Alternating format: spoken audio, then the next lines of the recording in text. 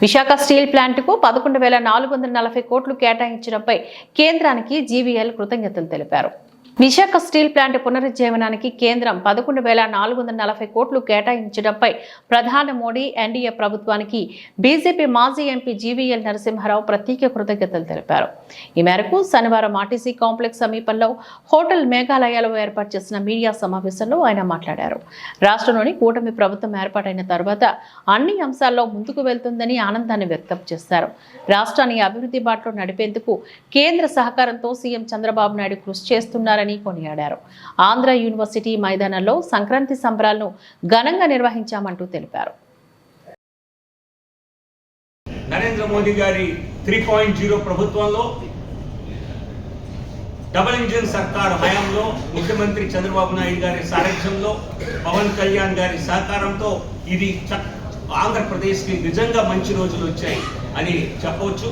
So ఈ విధంగా రానున్న రోజుల్లో ఆంధ్రప్రదేశ్లో ఉద్యోగావకాశాలు మెరుగుపడటమే కాకుండా పారిశ్రామిక పెట్టుబడులు 4 లక్షల కోట్ల పెట్టుబడులు 7 నెలల్లోనే సాధించామంటే ఖచ్చితంగా రానున్న 4 సంవత్సరాల్లో మరి రాష్ట్రం డబల్ గ్రోత్ సాధించి దేశంలోనే అత్యధిక గ్రోత్ రేట్ నమోదు చేసుకునేలా ఉంటుందని ఆశిస్తూ తప్పనిసరిగా రాష్ట్ర ప్రజలకు అలాగే విశాఖపట్నం వాసులకు స్టీల్ ప్లాంట్ ఉద్యోగులకు కార్మికులకు అందరికీ నిన్న ప్రభుత్వం ప్రకటించినటువంటి నరేంద్ర మోదీ గారు ప్రకటించినటువంటి 11,440 కోట్ల రూపాయలు ఇది అత్యధిక ప్యాకేజ్.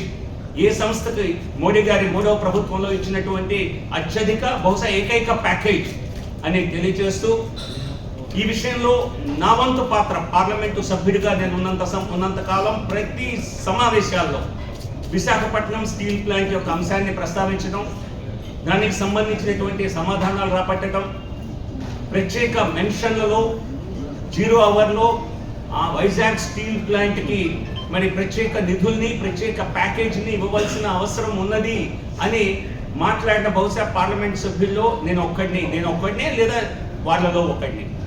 నేను ప్రస్తావించినంతగా వైజాగ్ స్టీల్ ప్లాంట్ విషయం సహకారం ఎవరు ప్రస్తావించలేదు. అందుకనే వ్యక్తిగతంగా నాకు కూడా